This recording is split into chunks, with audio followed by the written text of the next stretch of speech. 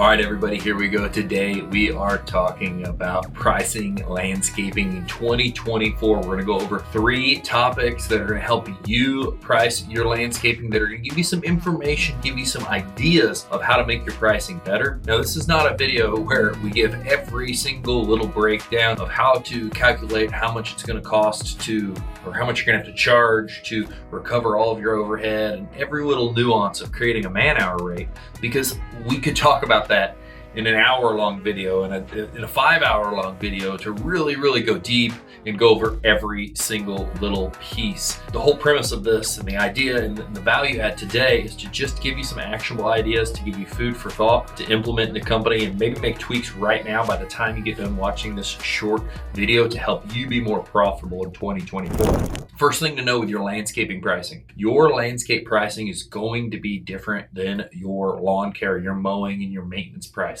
Everything in your company, the different sectors, the different tranches, the different income streams from your business is going to have a little bit different of a pricing structure. And why is that? Landscaping, a lot of equipment, a lot of management, a lot of moving pieces going on there, and it's driving a higher hourly rate. More skilled technicians than mowing maintenance and general maintenance services. So it's gonna drive a higher hourly rate. Just like a fertilization and weed control route, those hourly rates are gonna be much higher. So that's the first thing to know. Some people will just come up with a pie in the sky number. They'll look at their competition and be like, oh, X dollars an hour is what I'm going to charge across my business. That's wrong. You're going to end up charging too little on landscaping, too much on maintenance, and you're just trying to muddy it all together. They're two separate beasts in the same animal, or I guess arms, legs, appendages in the same animal that operate very differently. So expect your pricing to be different. Number 2, to come up with this hourly rate, to understand what this should be, it needs to recover all of the overhead, all of the costs of running your business. And you can do some quick math based on the previous year of what that would be, how much cost, how much money went out the door, to really see and do some quick figures about what that's going to look like this year or what you should be charging. Now, ultimately, what we want to do is we want to recoup all overhead costs. We want to recoup all costs internally for labor and everything. And then we want to add a profit on top of that, a profit margin on top of that, where we have money to reinvest into the business, to make it better, to market it, to grow it. And I know this is very stressful for some people because they're like, I don't know what to do. I don't have a year of business to go off of. Use your best guess.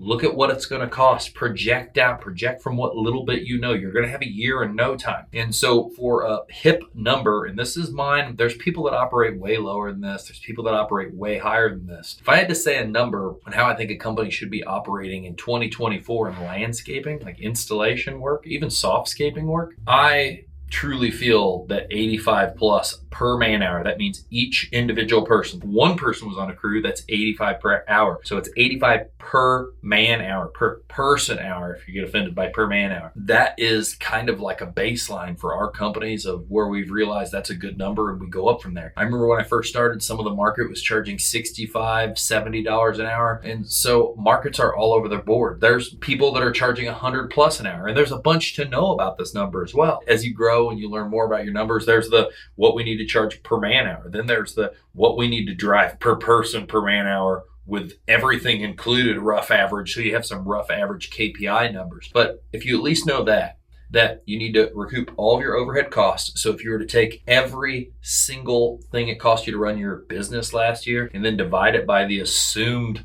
amount of hours you have that you can produce this year, it's going to give you like a rough idea. And this isn't perfect. There's a lot more to build out numbers than this. But if you want the real basic, hey, it costs $30,000 to run my business. Okay, I've got this many billable hours. Divide, add a margin, add a profit margin to it. And that's going to start getting you the basis. I'm going to get bashed. People say that's not enough. That's not in detail enough. You got to start somewhere.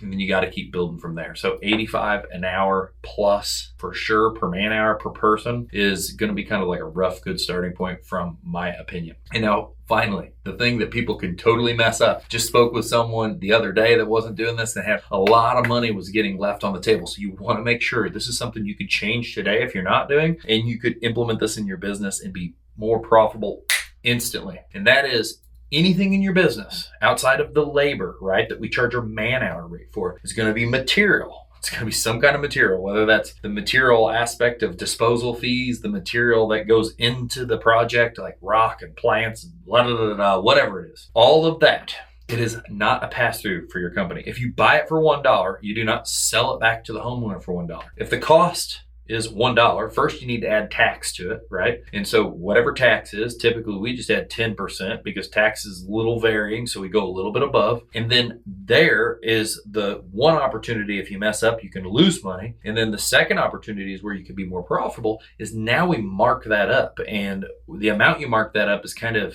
determined by what it is. It could be not that much. It could be very, very high. It really depends on different aspects of the material. But for you to let a dollar pass through the company and not have some kind of profit on it for handling it, that's kind of a cardinal sin in your business. If I'm going to give you a baseline information on what you could do for all of your products to at least get you started and then try to figure it out from there, is add 10% for materials. So, or add 10% for tax. So if it cost $1, times that by, or add 10%, which is timesing it by 1.1, that adds 10% to that material. That is your internal cost to the company.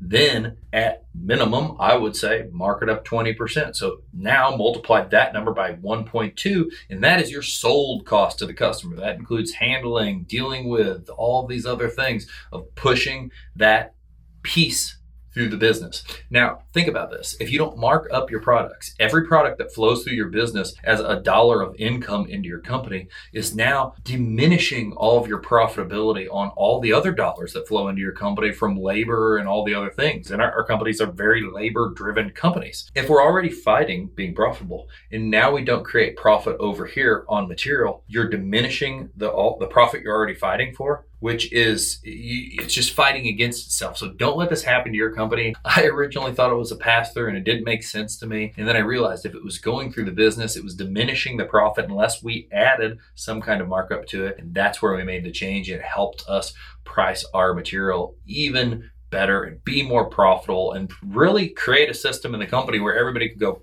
okay, cool. We know how to mark it up. We know how to price the material. Moving on.